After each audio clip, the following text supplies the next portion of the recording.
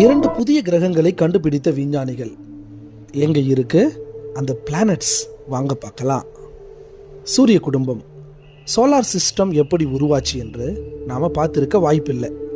அந்த அழகிய தருணம் எப்படியெல்லாம் இருந்திருக்கும் என்று கடந்த காலம் போய் பார்க்க முடியாது. ஆனால் நாம் இப்போ இருக்கிற டெக்னாலஜியை வச்சு நம்ம சோலார் சிஸ்டம் எப்படி உருவாகி இருக்கும் என்று பார்க்கலாம். 2026 ஏப்ரல் 18 ஏஷியாலேயே 3rd லார்ஜஸ்ட் டெலஸ்கோப்பை நம்ம லைவாக பார்க்க போகிறோம். உங்களுக்கான ஃபுட்டு, அதே போல் அந்த பெரிய டெலஸ்கோப்பை லைவாக விசிட் பண்ண போகிறோம். அண்டு நீங்கள் சன்னை டெலஸ்கோப் வழியாக ஃபில்டர்ஸ் யூஸ் பண்ணி பார்க்கலாம். நைட்டில் பிளானட், ஸ்டார்ஸ், கேலக்ஸி எல்லாமே பார்க்க போகிறோம். கேம்ப் ஃபயர் இருக்குது, நைட்டு டின்னர் இருக்குது, நெக்ஸ்ட் டே பிரேக்ஃபாஸ்ட் இருக்குது. மில்கிவே கேலக்ஸி ஆம் கூட நீங்கள் லைவாக செல்ஃபி எடுக்க போகிறீங்க. அப்புறம் என்ன, உடனே புக் பண்ணுங்கள். அது எப்படி சாத்தியம்? சந்தேகமே வேண்டாம். நாம் கற்பனையாக போகல, நம்ம சூரியனை போலவே பல கோடி நட்சத்திரங்கள் இந்த பால்வெளி அண்டம் மில்கிவே கேலக்சியில் இருக்குது. அதில் ஏற்கனவே பிளானட்ஸ் உருவாகி இருக்கும் இடங்களும் இருக்குது. அந்த நட்சத்திரங்கள் அழிந்து அதனால் பிளானட் அழிஞ்ச இடங்களும் இருக்குது. இன்னும் சில கிரகங்கள் புதியதாக கூட உருவாகி கொண்டும் இருக்கலாம். இன்னும் சொல்லப்போனால் புதிய நட்சத்திரங்களும் உருவாகி கொண்டும் இருக்கும். இதில் நம்ம டார்கெட் புதியதாக உருவாகி கொண்டிருக்கும் ஸ்டார்ஸ். அப்படி இல்லைன்னா கிரகங்கள் உருவாக வாய்ப்பு இருக்கும் நட்சத்திரங்களை தேடுவது தான்.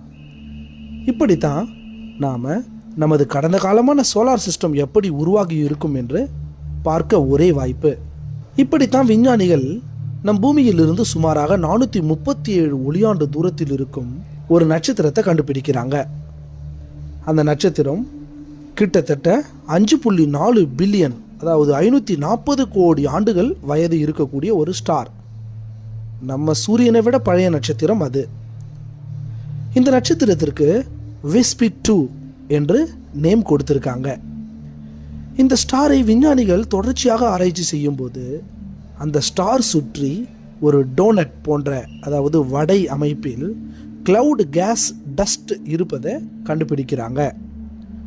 அது புரோட்டோ பிளானட்டரி டிஸ்க் என்பதையும் கண்டுபிடித்த விஞ்ஞானிகள் கண்டிப்பாக அங்கே பிளானட்ஸ், கிரகங்கள் இருக்கும் என்று இன்ஃப்ராரெட் டெக்னாலஜியை வச்சு கிரகங்கள் இருக்கிறதா என்று தேடினாங்க. அப்படித்தான் விஸ்பி 2b, விஸ்பி 2c என்ற 2 புதிய கிரகங்கள் அந்த நட்சத்திரத்தை சுற்றி வருகிறது என்பதை கண்டுபிடிக்கிறாங்க. இதுவரைக்கும் சயின்டிஸ்டுகள் ஏற்கனவே உருவாகி முடித்த கிரகங்களை தான் கண்டுபிடிச்சாங்க.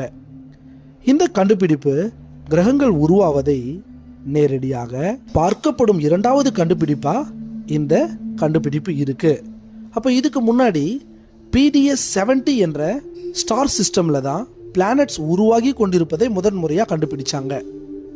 இப்போ 2வதாக தான் விஸ்பி 2 ஸ்டார் சிஸ்டமில் 2 கிரகங்கள், விஸ்பி 2b என்ற கிரகம் தான் ஃபர்ஸ்ட் டைம் கண்டுபிடிக்கப்படுது.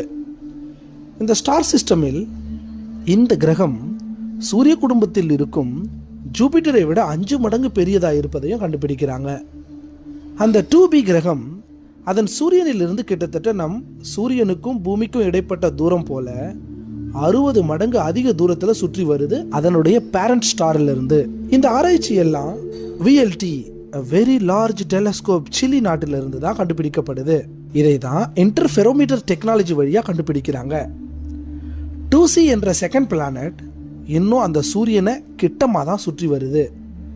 விஞ்ஞானிகள் VLT டெலஸ்கோப் வழியாக ஸ்பியர் என்று சொல்லப்படும், அதாவது spectro polarimetric high contrast exoplanet research instrument வச்சு தான் அந்த ஸ்டார் சிஸ்டம் 2 பிளானட்ஸ் இருக்கிறது என்பதை கண்டுபிடிக்கப்படுது.